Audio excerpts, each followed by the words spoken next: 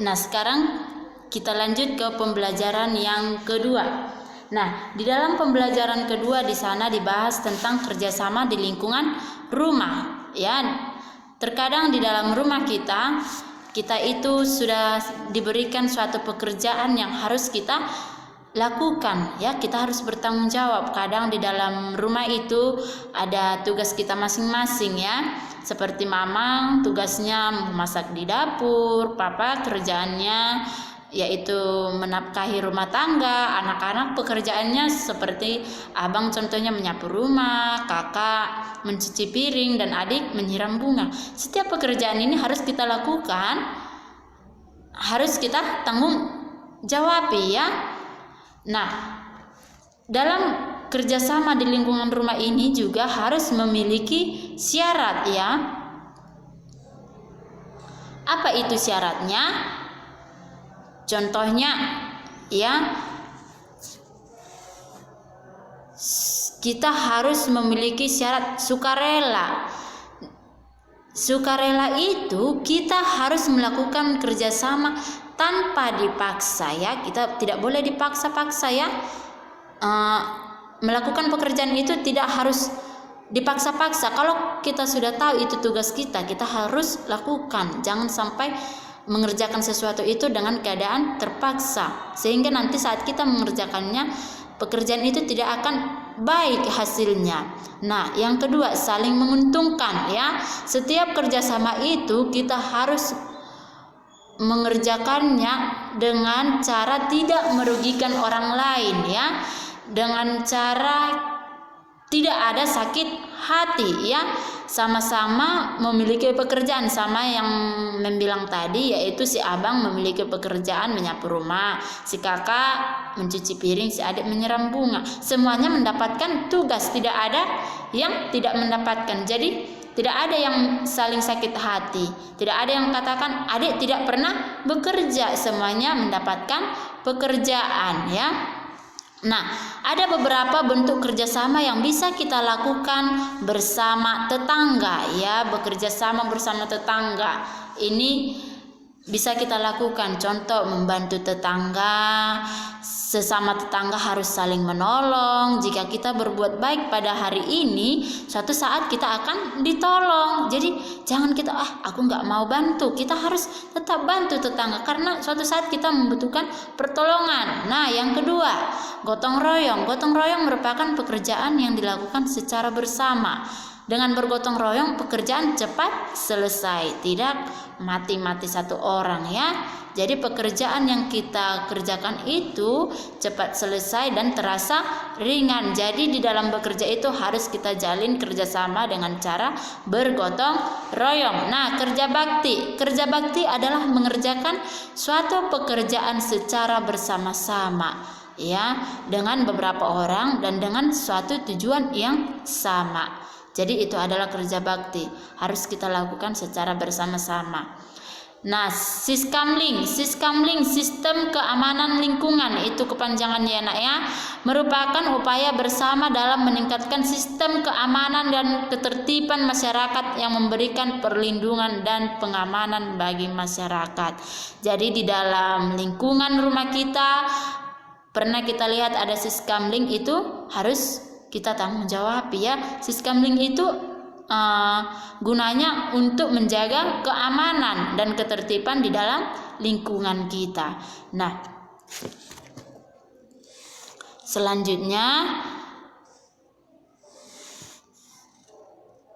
di sini kita akan lihat ada di sini bacaan teks, ya, bacaan teks di mana judulnya Tari Merak, ya. Tari Merak, kita di sini disuruh mengenali apa itu tari merak, ya. Di dalam pertunjukan tari merak biasanya dilakukan secara berpasangan. Jadi anak-anak sekalian, tari merak itu biasanya dilakukan secara berpasangan, ya. Nah, satu orang berperan menjadi merak jantan dan satu lagi berperan menjadi merak betina, ya. Kita tahu bahwa ada burung merak itu kita juga bisa menirukan dari hewan ya. Tarian itu bisa kita lakukan atau kita contohkan dari hewan. Nah, di sini ada tari merak itu dilakukan 2 orang tadi dikatakannya, bahwa ada tari yang berperan sebagai merak jantan dan berperan sebagai merak betina. Jadi kita ambil orangnya yaitu 1 laki-laki, 1 perempuannya. Nah, di dalam tarian merak terdapat gerakan dasar yang membangun tarian merak, antara lain sebagai berikut. Kita bisa lihat sama-sama ya di buku kita. 1, bagian kepala ya.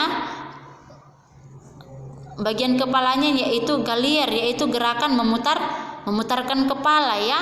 Lalu di bagian kepala itu ada juga gilek, yaitu gerakan menggoyangkan kepala ke kanan dan ke kiri. Nah, di bagian tangan ya, di bagian tangan itu tangan dilakukan yaitu dengan ukel. Ukel itu gerakan memutarkan tangannya, dan juga ada selut, yaitu gerakan tangan kanan dan tangan kiri digerakkan ke depan atau ke atas. Selut adalah gerakan tangan kanan dan kiri yang digerakkan ke depan atau ke atas secara bergantian. Itulah yang dikatakan gerakan selut ya, gerakan tangan digerakkan ke atas dan ke depan.